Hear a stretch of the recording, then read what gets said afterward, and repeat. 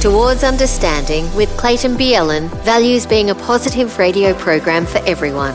As we present today's episode, please accept this little ears warning. Some of the themes discussed may not be suitable for children.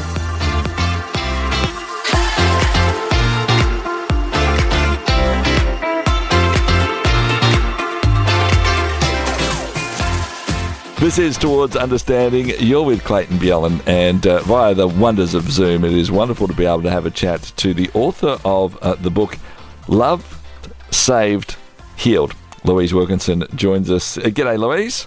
Hi, how are you? I'm doing very, very well, thank you. And it is so good to have you on the program with us. And we do want to just give a bit of a little ears warning that we are going to talk about some pretty heavy topics today, often in the program, as we head towards a better understanding of our world. We acknowledge that sometimes we have to have a chat about some of the darker parts of someone's story to understand the light and the hope, and there certainly is plenty in your story, Louise, but just for those, we just want to make sure we acknowledge that.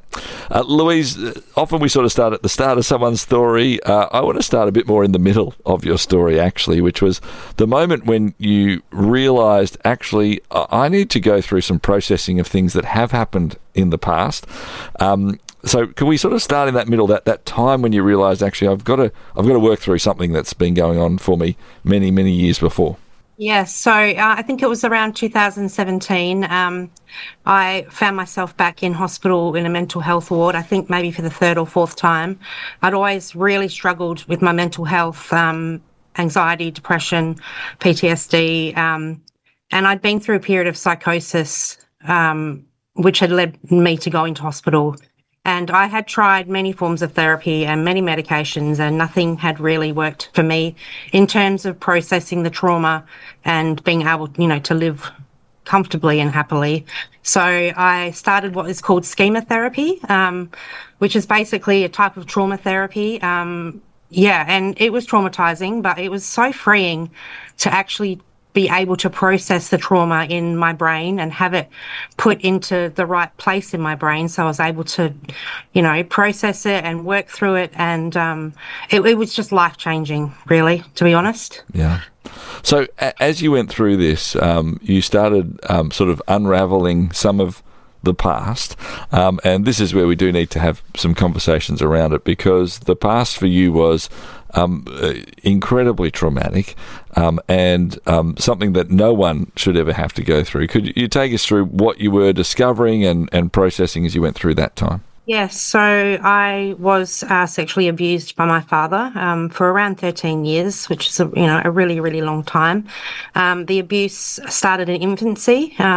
Sounds crazy, but I've actually had memories of being an infant and it starting. The schema therapy was mostly revolved around recovering those memories and healing from them. I was also trafficked by him to some of his friends in probably my early teens, which, was obviously just the most awful thing to have to go through. I mean, as a teenager, you're growing up and you're discovering yourself, and you're supposed to have that sense of autonomy, of your body and who you are. And that just wasn't happening for me in my childhood. So those were the main things that I had to, process through the schema therapy. Which was incredibly difficult. Yeah. Well, I mean, and not just that discovery, it should have been a safe place, your father as well, of course, on top of all of that as well, Louise.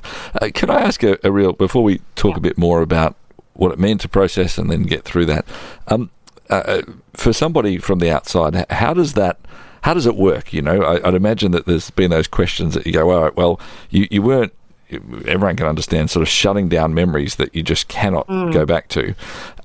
Is there a process you've gone through to go, how are these really true memories? How do I know that they're true memories and I'm not sort of now processing them backwards when I don't remember it? I'd imagine it would be an incredibly difficult and really wrenching experience to go through that. How does all that work? So I left New Zealand in 1988 and we actually moved to Perth as a family, and it was probably 6 to 12 months after that I don't know how, but my brain just stopped remembering what had happened to me. It was almost like I was, given a new kind of chance to have a new life, and my brain somehow, I think it was just extreme repression, just shut down all memories of what had happened to me. And it wasn't until 1997 when I split up with my partner who had cancer. We were both very young, 23 at the time, and the trauma of that kind of just launched me into this space that I'd never been in before. So I had body memories and, cognitive memories. I was extremely dysfunctional. It was like flooding. So it was just basically every single thing that I'd ever repressed came back to me all at once, within a few months, which was just horrendous because I always thought I had a great relationship with my dad. I always thought that I had, a fantastic childhood, and there were many parts of my childhood that were good, but I had just had no recollection of anything. The only thing I could remember was that my dad was very sleazy with me, like very inappropriate as an adult, like making comments and trying to touch my body. And I just thought that was just who he was. But when I remembered all that stuff in 1997, it was just like a light bulb going off. It was like even though it sounds weird, I became alive. My brain was just like, oh, okay, well, that just makes total sense now. Yeah. As devastating as it was. Yeah. So let's talk through some of that, I suppose, and the journey of going back and understanding and having to sort of to be able to work through. I'm imagining you have to go and actually process that as well. You talked about this sort of the schema sort of idea with it. Were there people around you who you could trust? I'd imagine you'd get to a spot where you probably weren't trusting too many people. Yeah. So the therapist that I had, funnily enough, I believe God chose him for me, was a Kiwi. And I thought that would be really kind of triggering for me, but it was really comforting, which is quite odd. Yeah. But he had actually worked a lot with sexual offenders in New Zealand. So working with a lot of pedophiles and a lot of men, that were doing just unspeakable things to children. But he had a really good grasp of memories and how it worked. And he was just the most incredibly patient man I'd ever met. And I immediately felt at home with him. So he was one of my main people that I trusted. And I'd had many therapists before, but I'd only ever really kind of skimmed the surface of the abuse.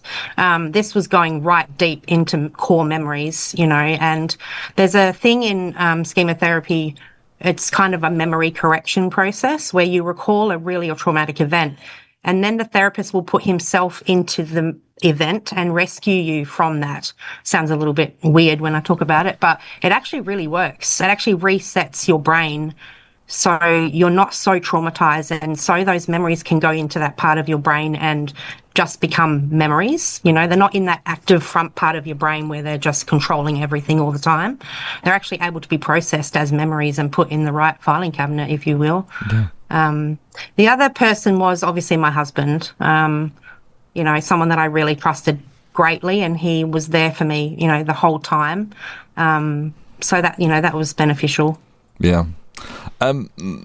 As you did process, and the book's called Love Saved Healed, there was also and you certainly credit a lot that Jesus' patience, I suppose, and grace and courage and healing in all of what that is. How did faith play a part of this as well? So I got to know Jesus in 2012.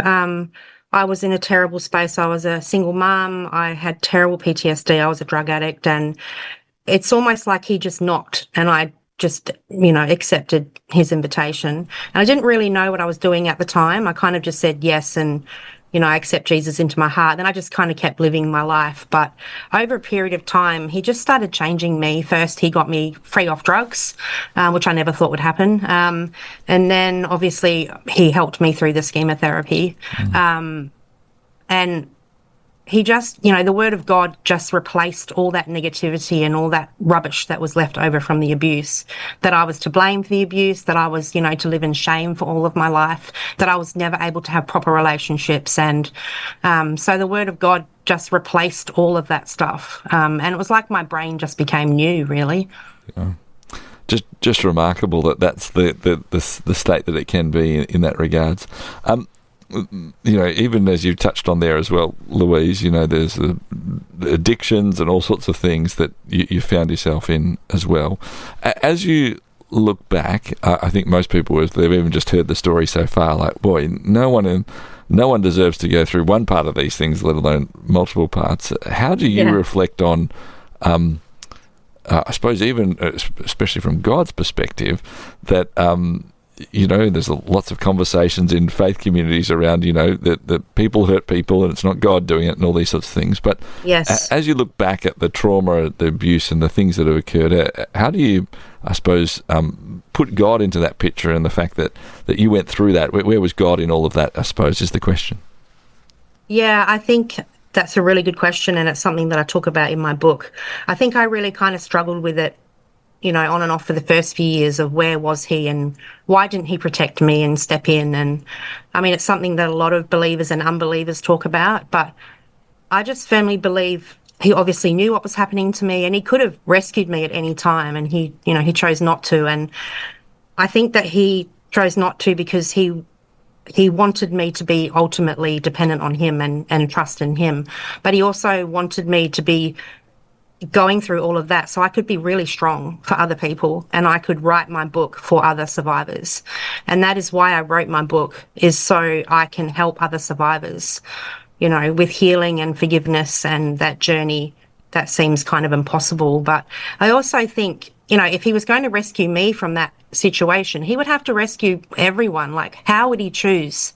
It's like, if I, with my 3 children, and God said to me, right, you have to choose to save one and one will perish and one will suffer. Like, how would I make that choice? I wouldn't be able to. And I firmly believe that God is the same with us, that he could rescue all of us, but we would never really grow and, develop that relationship with him, which is really key. And we also wouldn't get the empathy that we need to help others. And that is why I believe I went through what I did. Yeah.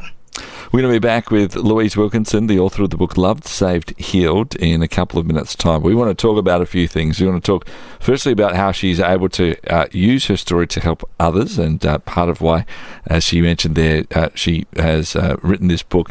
Also about what about justice in this situation for her father, for others potentially around that as well. We'll have conversations with Louise about that next here on Towards Understanding. Share your brand, your event, your message across 90 Christian radio stations and major cities in Australia and New Zealand by sponsoring Towards Understanding, hosted by Clayton Bielen. More than 210,000 people tune into Towards Understanding each week, and with just one sponsorship, you'll reach this immense engaged audience. Find out more about this exciting and unique opportunity now on the sponsorship page at positivemedia.com.au.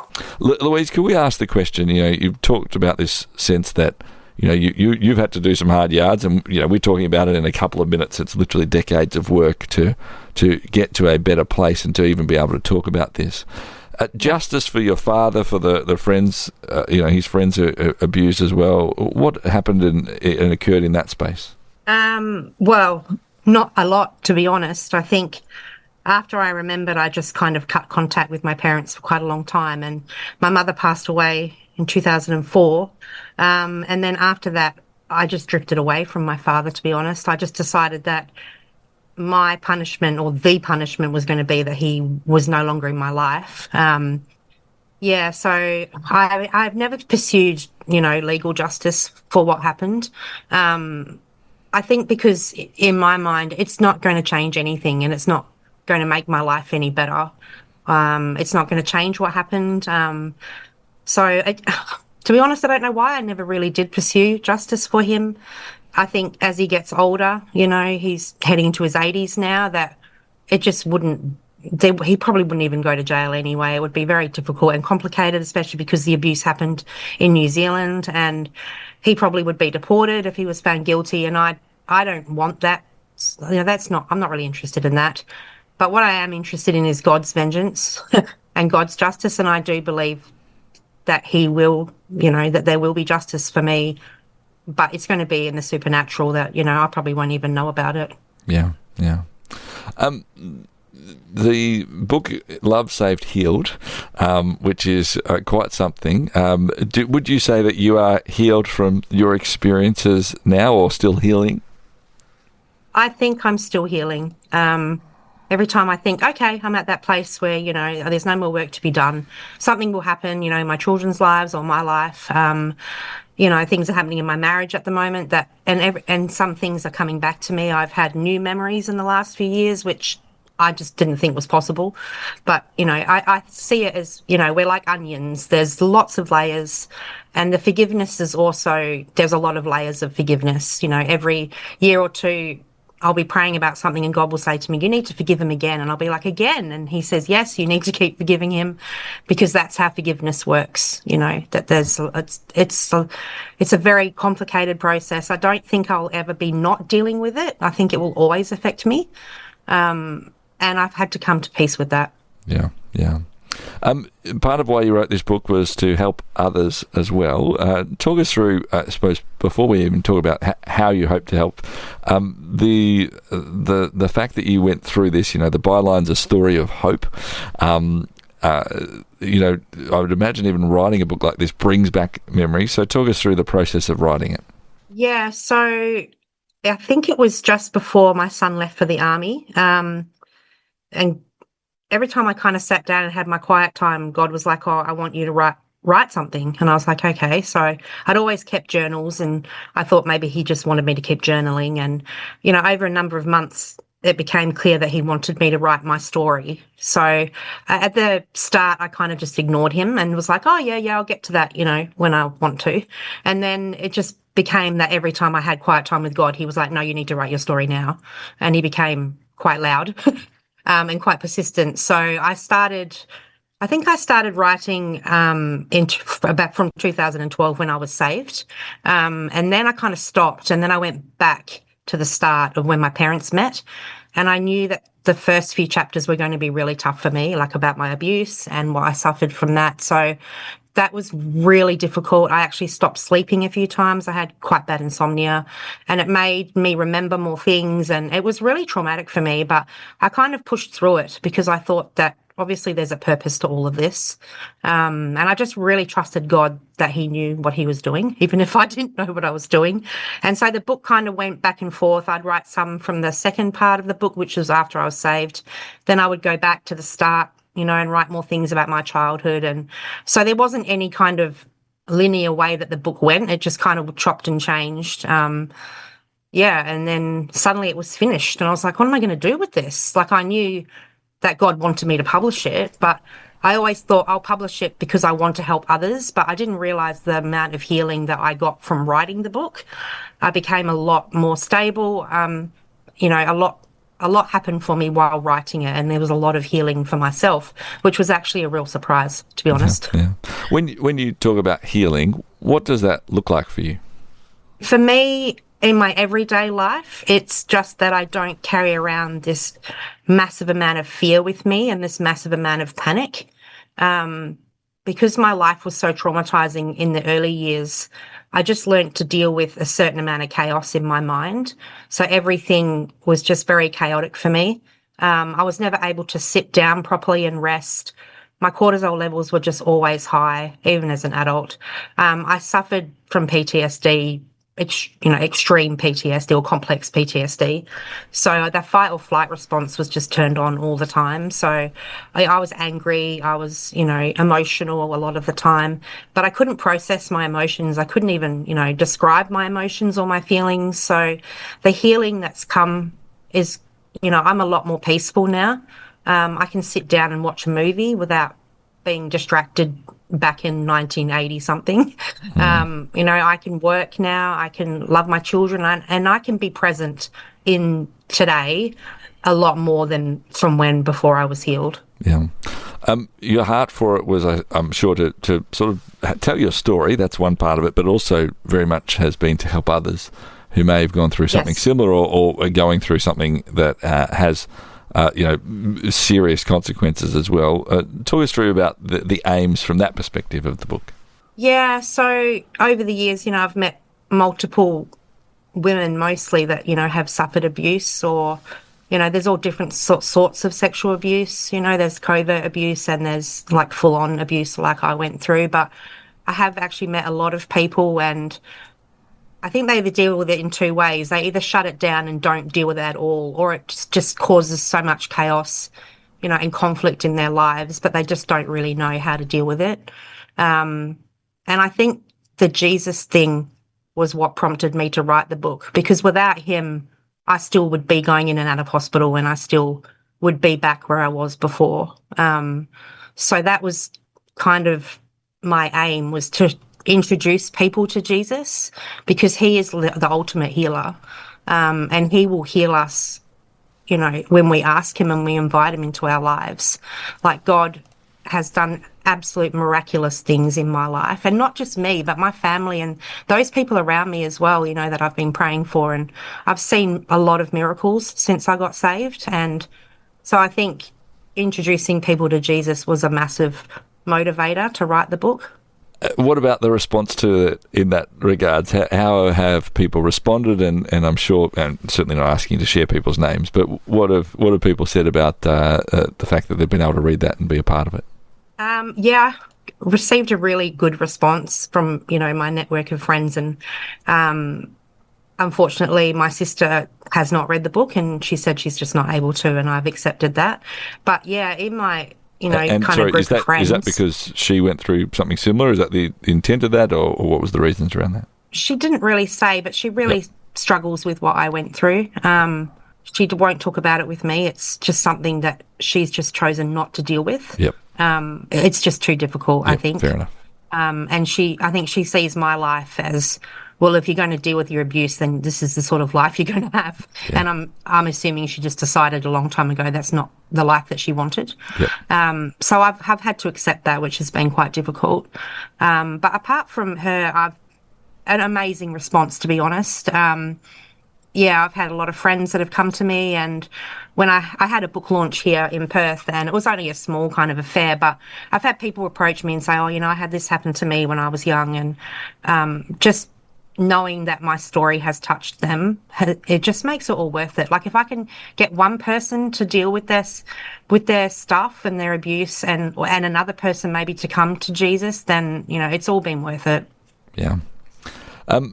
As you sort of talk about the story and have these aspects, what do you see as your the future parts of what your life is? I feel like there's a lot of abuse that's occurred. There's then understanding of that. There's continual sort of healing, and as much as you've indicated that, there's still healing happening, but it feels like the majority of the big parts of what that is have been done, so you can do those things that you mentioned. You can be present with your kids and those sorts of things.